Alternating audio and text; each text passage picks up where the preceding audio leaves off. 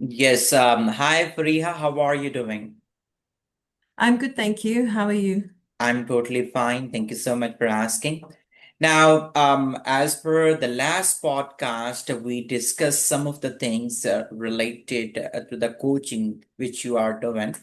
Now, in this podcast, we can, talk something more deeply and upon your you can say experience. We can have like we need from your side a proper presentation from your side for any prospect who would like to take your services. Okay.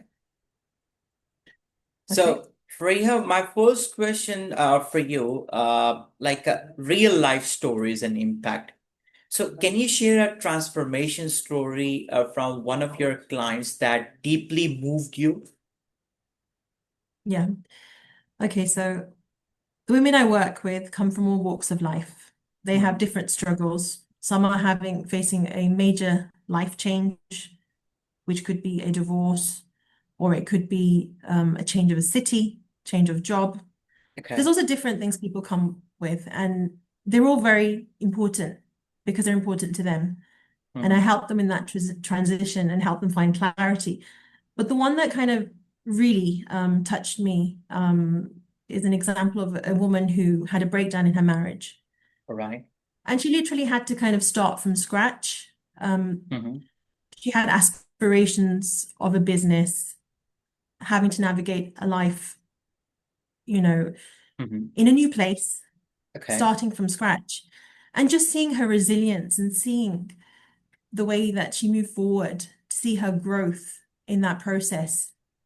I was there to support her on that journey, and I felt honored to be part of that journey. Mm-hmm. And she came from a place where she wasn't so confident in her abilities. But today, she's established a business. It's taking off. Inshallah, Allah puts much barakah in it for her. And she's in a place where she's more confident in herself, in who she is. Because for over a decade, she was part of a Mm-hmm. different identity, a different role. And so she's had to shift her kind of, you know, Mm-hmm.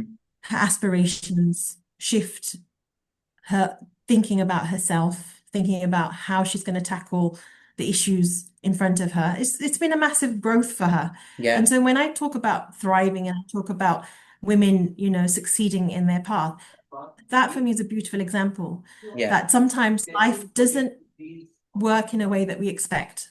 Allah throws things in our path which make us stop, Mm. make us reflect. But it's in those moments, if you can find clarity and you can find purpose again, then you essentially become a better version of yourself. And so that's what that's one story that's always stayed with me to see how beautifully she grew. And she's now in that phase of thriving. Mm. And that's a beautiful space to be in. Inspiring that is. So, how do you see cultural expectations in the Middle East affecting women' sense of balance and fulfillment? Yeah, so I'm based in Saudi Arabia at the moment, and there's been major changes. There's been fantastic opportunities unfolding for the new generation, for women, especially in line with Vision 2030. And there's wonderful things happening and wonderful opportunities, especially for women. Mm. But what comes with that is navigating our cultural expectations and our cultural norms and having to find a sweet spot between marrying both these things together. Mm. And that's one of the difficulties is in this new, it's a new territory. In this new territory, women are having to navigate that and they're doing it alone and they're feeling pressure in that space. So it is a difficult journey to traverse, but it's not something impossible. You Yep. need to have conversations with people around you. That's very important to try and shift people's perspectives and people's expectations of you. You also have to be willing to perhaps make compromises Mm. in certain areas, which are not serving you. For example, you can't maintain perfection all the time, and you Correct. can't expect that from yourself because you will at one point burn out. Mm. So show that grace to yourself, Yeah. model Uh, that behavior. Yeah. Understand. One problem, which is, which I did see in a lot of women, like in professional life as well. Like many women struggle with saying no. How do you help them set boundaries without feeling selfish? Because they think like if they say sorry or no to them, so that means a selfishness. They are not fulfilling the requirement in a professional life and not even in a in any lifestyle, Yeah, yeah. It is a difficult thing for women to say no. I've been there. And I still struggle with it sometimes. But you have to realize we're human beings yeah. and you can only give so much. So if your cup is empty, you can't give anymore. There's no more you can give. So it's actually counterproductive sometimes. Sometimes when we say no to others, we're saying yes to ourselves. And that's what we need to normalize is that what happens is you're saying yes to everyone else. And so it's your health that suffers, or it's your well-being, or it's things that you want to do for yourself, perhaps goals that you set yourself, but they come to the bottom of the list because you're saying yes to everything else Hmm. and no to yourself. So reclaiming and allowing yourself to say yes to yourself, there should be no guilt attached to that. It's not a case of if you say yes to yourself that you should feel ashamed or it's a beautiful thing to say yes to yourself because when you are fulfilled, when you are in a good place mentally, your well-being is good, you're physically fit, you're caring for yourself, you can do so much better for everyone else. You can do more for others. So actually, it's a case of filling your own cup first and then turning to them. And there's practical ways that we can do that, right? Sometimes with the women, we kind of practice how they're going to say no. It might not be an outright no straight away because you might not be in that place. You might not feel confident enough to say that. So it might be a case of saying to a colleague, if they've asked you to attend something which isn't mandatory for you, you say, well, actually, I have a lot on my plate this week. Perhaps I'll revisit this at a later stage. Or, just strategies like that, where you don't have to use the word no necessarily, but you're setting boundaries in a safe way. So those kind of strategies, I help women practice those sometimes in our sessions. We'll discuss different ways of saying no.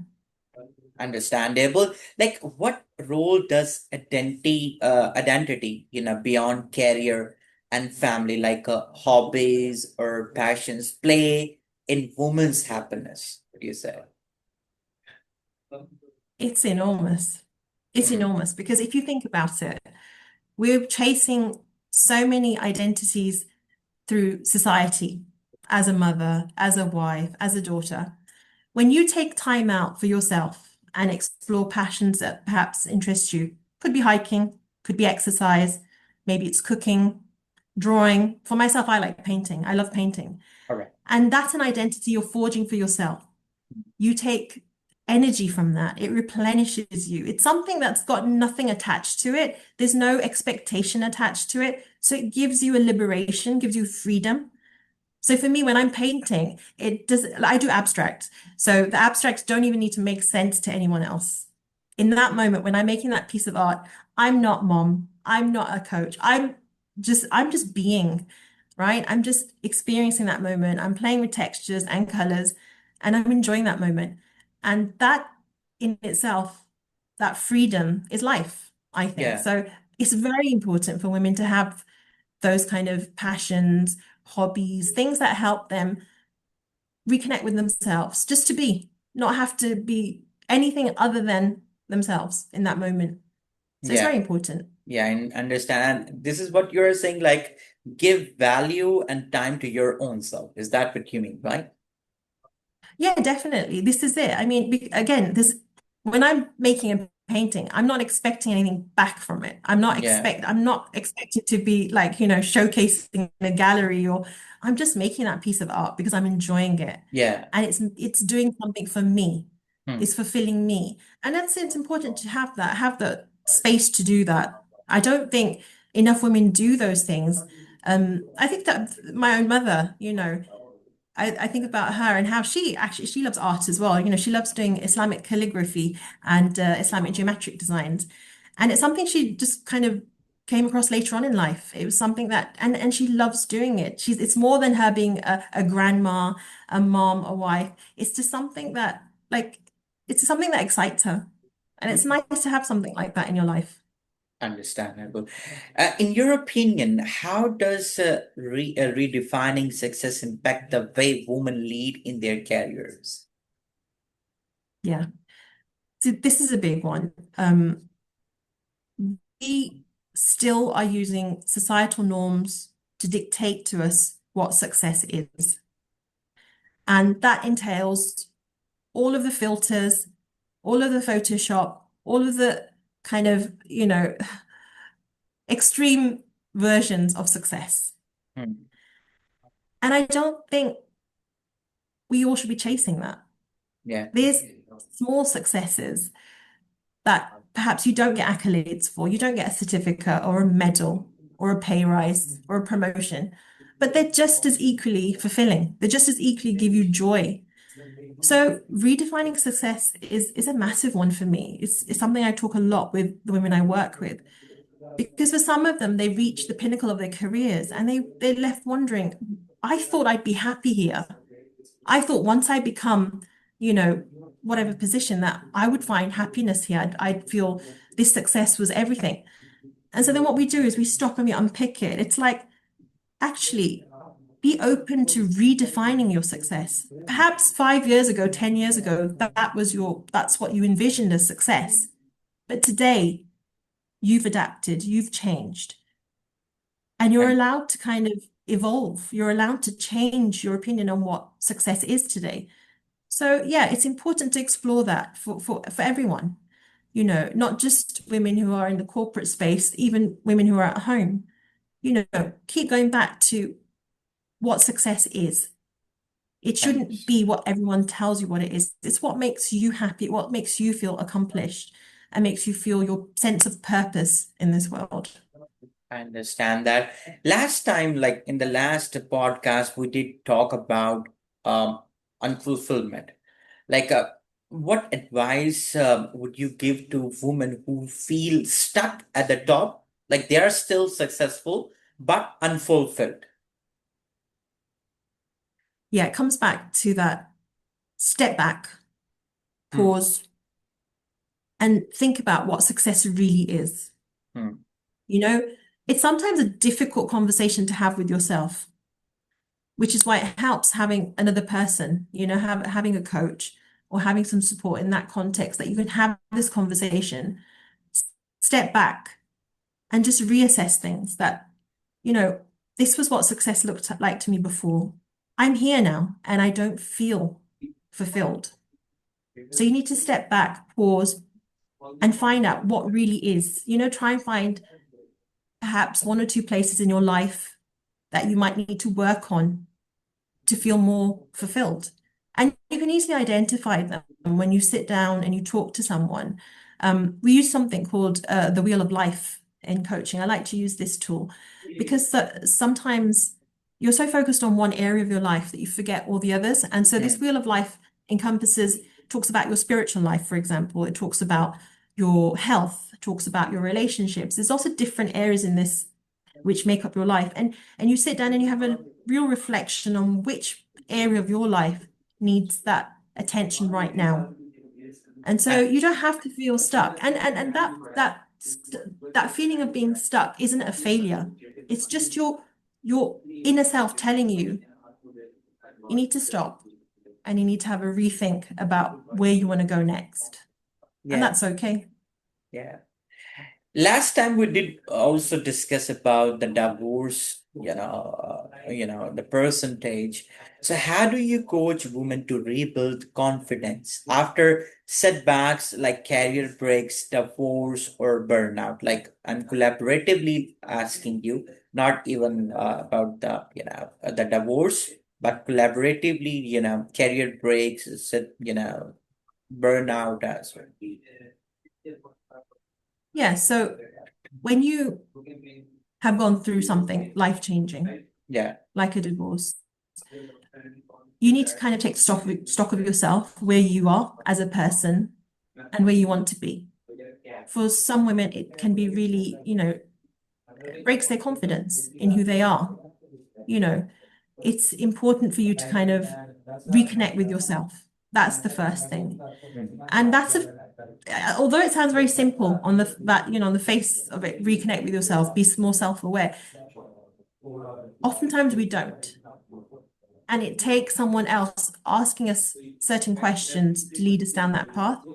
And so that's a beautiful thing. And sometimes in sessions, and I'll ask certain questions, and it will come up with clients that they had certain limiting self-beliefs, that they doubt themselves in certain things, and they weren't aware of that.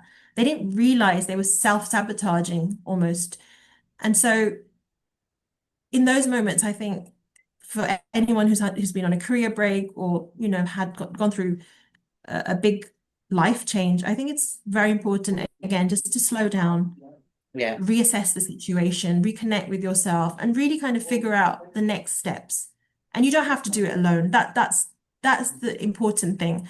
I think yes, it takes the strength to ask for help, but do ask for that help. It's Yeah. very important. We're social creatures. We're not meant to do these things alone. We're Hmm. not meant to be alone.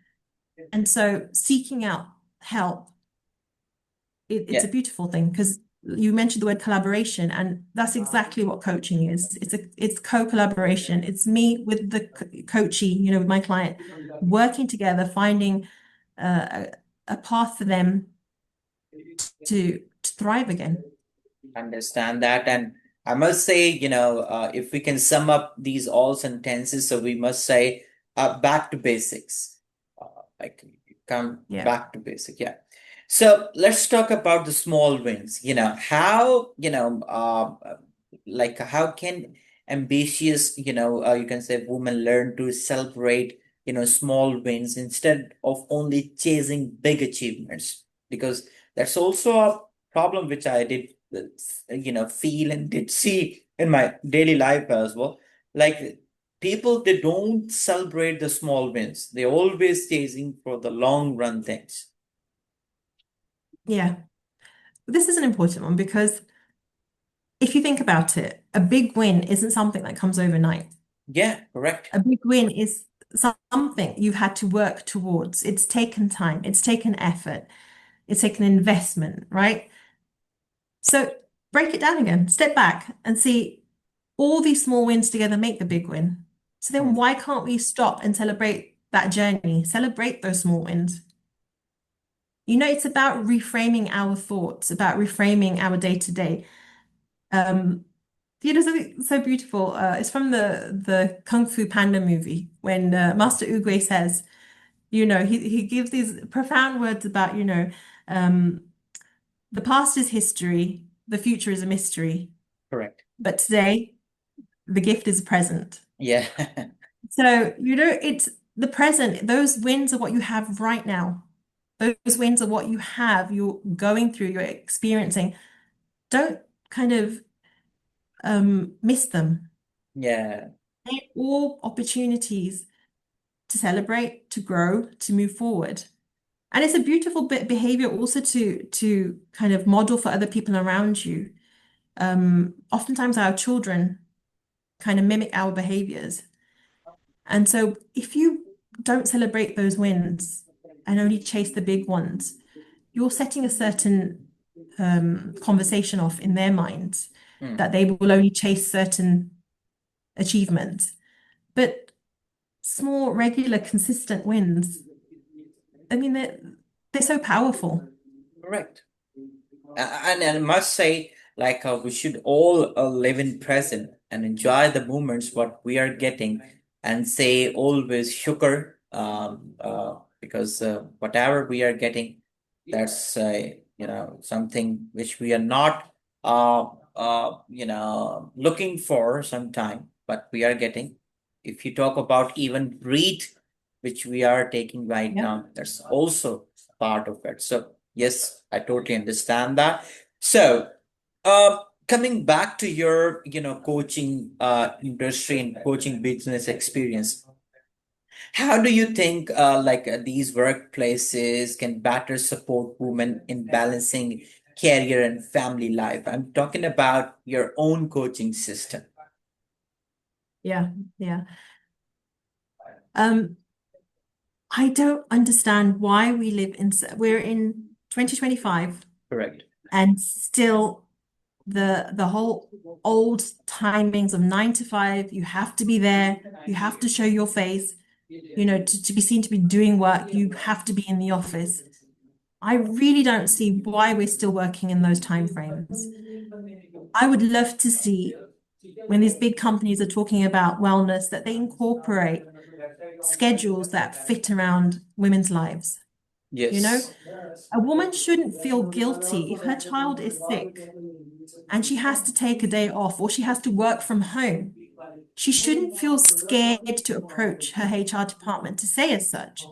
Oftentimes, the women are put in a position where they feel guilty for saying no to work, or they have to do the converse. And even though their child is, sick and wanting their mother, they're having to leave them at home. So when we talk about compassion in workplaces, I think it's very important for workplaces to be more flexible. I Correct. think that's a key word, is to be flexible.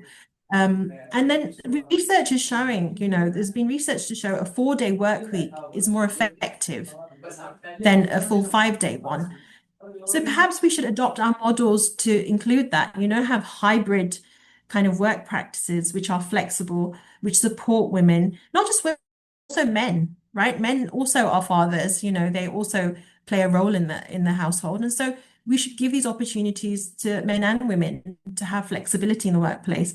So, my biggest thing is let's bring this 4-day work week in all over the world, make it normal. Um, and then finally, I think an important thing is for when workplaces say, we want the wellness of our staff, if our staff is healthy, if they're happy, if they're mentally well, then they produce better. Okay, you say this, you do all these initiatives, but really, are you listening to what they want? Really, are you paying attention to what the women are asking for? So that's my kind of question to the HR people, is that really sit down with your staff. Sometimes it's the smallest thing, having that flexibility for a mother to be able to go and attend her child's school play, which might be in work hours, or it might be that she can work from home. If you believe in that as companies, in the wellness of your staff, then put your money where your mouth is. Yeah, and let's get this 4-day work week started. Yeah, I understand that. And if you talk about our company work and solution, it's about like 250 or 300 all women. Like some of them, you can say 95% we have women and we are giving them flexibility in timings, like they are working from home. So yes, we are on it. Alhamdulillah. So let's talk about Very your coaching session. So if somebody wants to take the session from your side, one-on-one sessions, right, or any discovery call, just to check whether he or she needs support or not. So is that available as well? Yeah, so it's a very important call, this first call, the discovery call. It's an opportunity for you as a client to get to know me and for me to get to know you. Um, because we talk, one-on-one and it's a co-collaboration, it's very important that we're on the same wavelength. It's important that we get to know each other and Correct. that we feel that we can work with each other. So that call really gives you an opportunity to get a feel for if we'll be a good fit. That's first off. Secondly, when you say coaching, if coaching's good, I can tell you, Bill Gates said it. He said, every person should have a coach. Yeah, And definitely. actually, having been through coaching myself, I really believe this. I think the the kind of perspectives that having someone else bring up for you, seeing things from another angle, it just changes everything. When you can kind of come out of yourself and allow yourself to see different perspectives, you really learn a lot about yourself and about your beliefs and your values, and you then can get more sense over what you want in the future, the kind of goals, the kind of, you know, how you want to grow as a person. So yeah, this kind of clarity call, it's free. It's a 30-minute conversation that we have. There's nothing you have to prepare for it. You come in, but you have to be willing to share. You have to be honest. Correct. Honesty is very important in this. Um, And it's Obviously, all, honesty is very important. and this old saying is like always honest with your doctor, with your lawyer, and with your Allah as well. Because once Yeah. we do honest with all these prospects, so definitely we will get the results as soon as possible. So yes, the audience of yours, I would like to take a discovery call from your side. And plus, this is not only we are restricted only women to come into this call. Obviously, men can also come collaboratively with their women, and if they got any kind of issues, so they will come in front of you as well, right? Yeah, yeah. I mean, look, for women to get in a place to thrive, they have men in their lives, their husband, their son, their colleagues. It's very important that the whole of society takes this on, right? We can't change things in a system unless everyone in that system is part of the change. So yes, although I do work exclusively with women, there are opportunities, especially with HR leaders, people who may change, who want to know what they can do. So I'm open to that collaboration for sure. Yeah. All right. Thank you so much for that kind of opportunities which you are opening for everyone. And really enjoy this podcast. And I'm getting a lot of best words, best sentences from your side. We will keep in touch with you. And we will do another podcast, and with the another podcast. And I just want to put in this podcast, like Farriha, she was little bit ill, so that's why it takes some time. So next time obviously we will come again as soon as possible, right, Farriha? Yeah, that's fine. No Thank you so worries at much. all. Thank you so much for your time once again, and see you once again, inshallah. Take care. Thank Ciao. you. Bye for now. Bye bye.